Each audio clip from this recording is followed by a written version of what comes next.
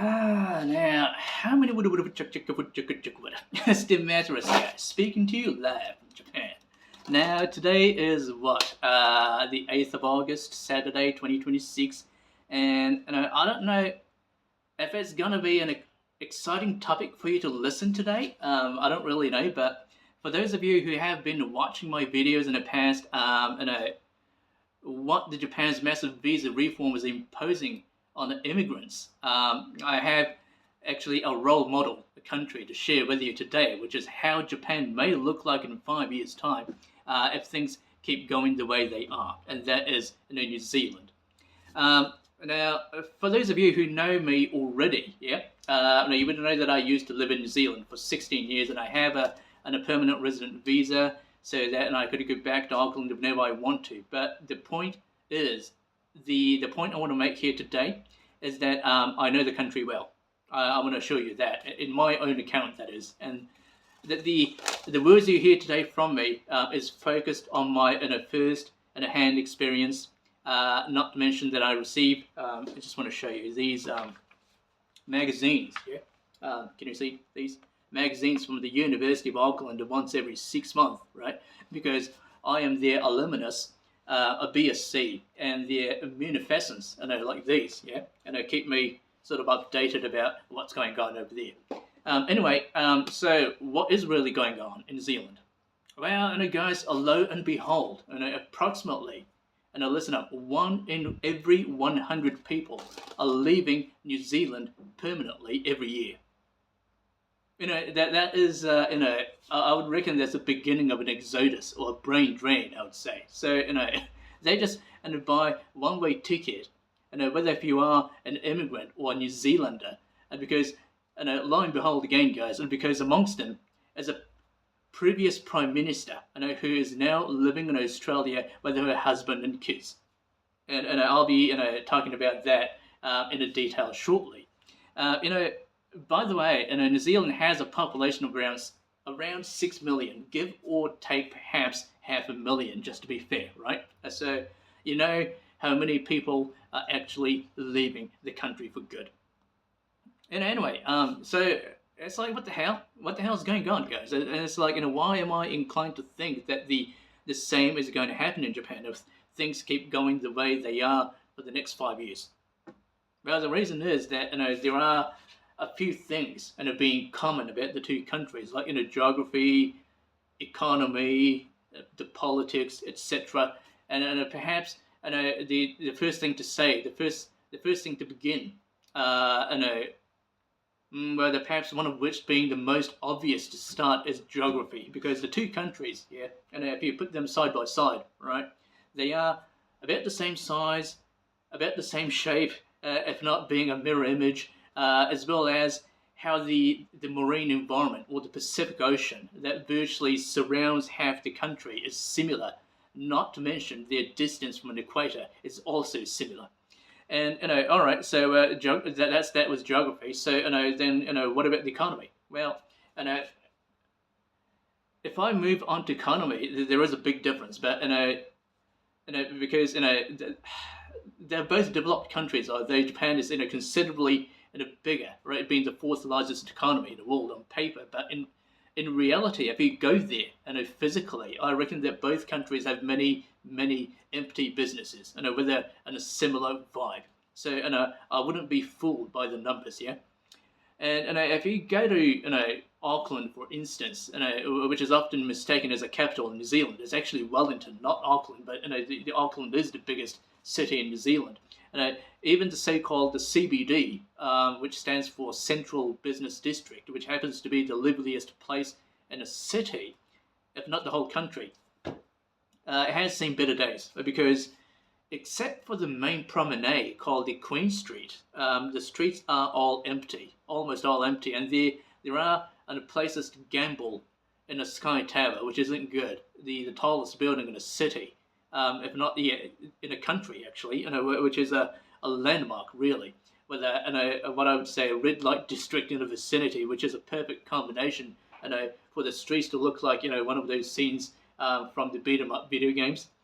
On the other hand, in Japan, how's it like in Japan? Well, if you go to somewhere like Shinjuku, one of the biggest districts in Tokyo, because that is where the city officials are.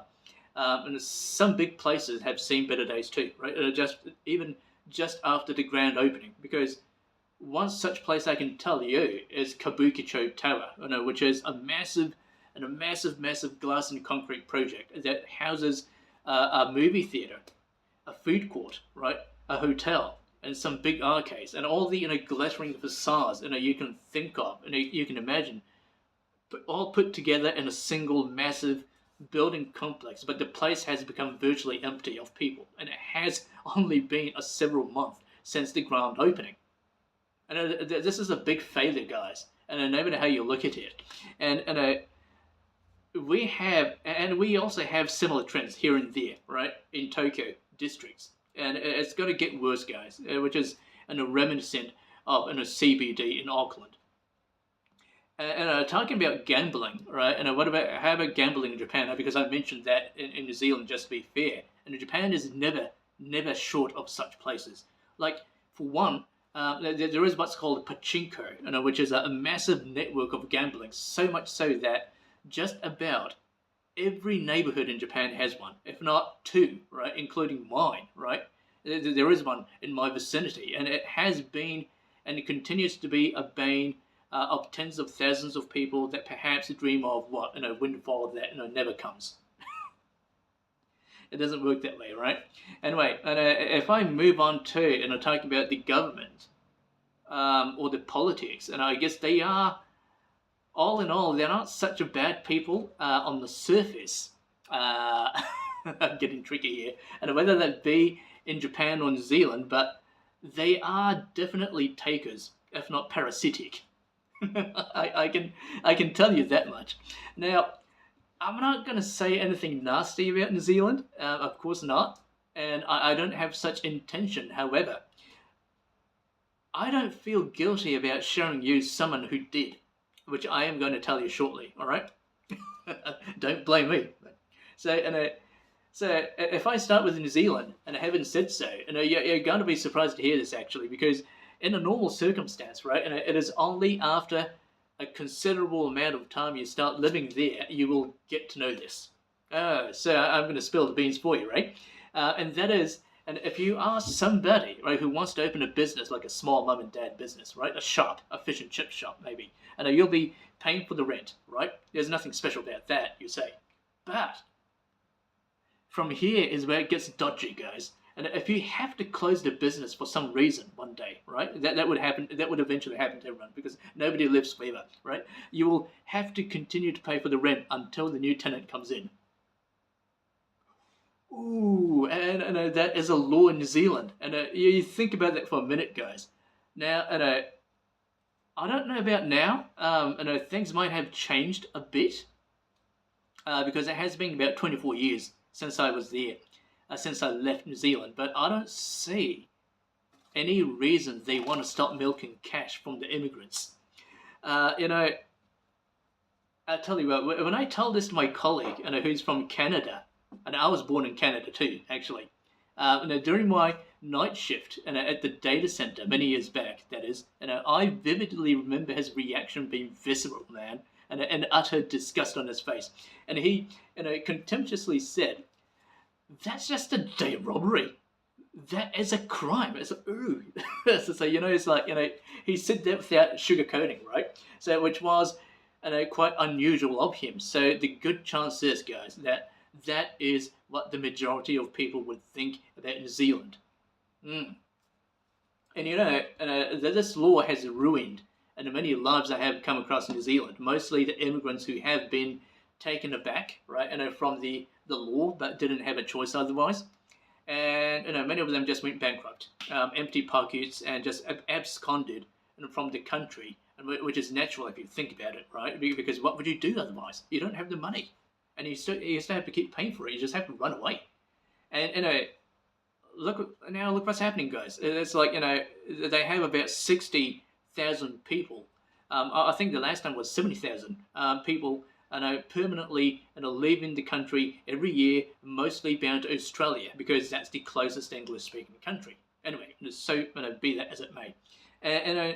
And another interesting part is that amongst those people was the ex-prime minister and her husband and kids. Yeah, now I'm talking.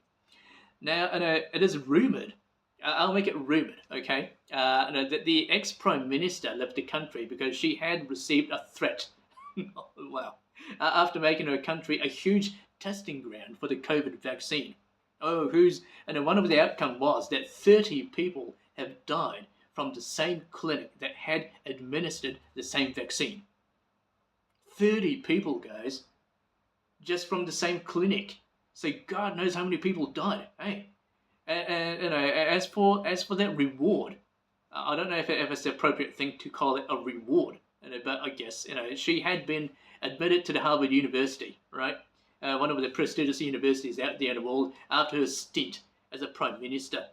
But guys, honestly speaking, I don't know anybody who was involved in a vaccine business that has a rosy life after thereafter. Because one of them prominent figures, whose name I refuse to say, but I guess you know who he is because he's an old man. When Donald Trump said he can pay his own security because he has made a lot of money. He's now scrutinized by the U.S. Congress for his handling of the COVID. I guess you know him now, yeah. Anyway, whatever the reason, guys, I just want to ask you guys this: what if it's your prime minister, your country's prime minister or the president, depending on how you call him, right, in your country, and it decides to leave your country for good in the name of I'm looking for a better opportunity, or any other specious reasons? I think there ought to be a revolt, right? Because if you think about it, right, needless to say, the prime minister or the president is somebody who is supposed to be promoting your country instead of running away, right? Anyway, right? You know what? I'm gonna have to have a water. I'm thirsty. God bless water. Anyway, enough talking about New Zealand. What about the government over here in Japan? Well, I'm going to make it short, really. Sorry, I'm not taking sides. But, well, if you have followed my videos in the past, they have already done the damage, right? And the immigrants, let alone the Chinese takeaway, just a stone's throw away from my place, right? Actually, you probably saw my video anyway, watched my video anyway, and they have closed down permanently after being in a business for less than a year, right? And I reckon they deserve a compensation, really. Last but not least, with more than half the population in Japan earning less than 15,000 USD, which is bloody ridiculous, I don't think that Japan's desirability for the potential immigrants lives up to the name of the fourth biggest economy in the world. It's like ridiculous. So, people are just gonna leave, but they will never ever come back. I wouldn't come back. So anyway, thank you for your time watching, and I will see you again soon.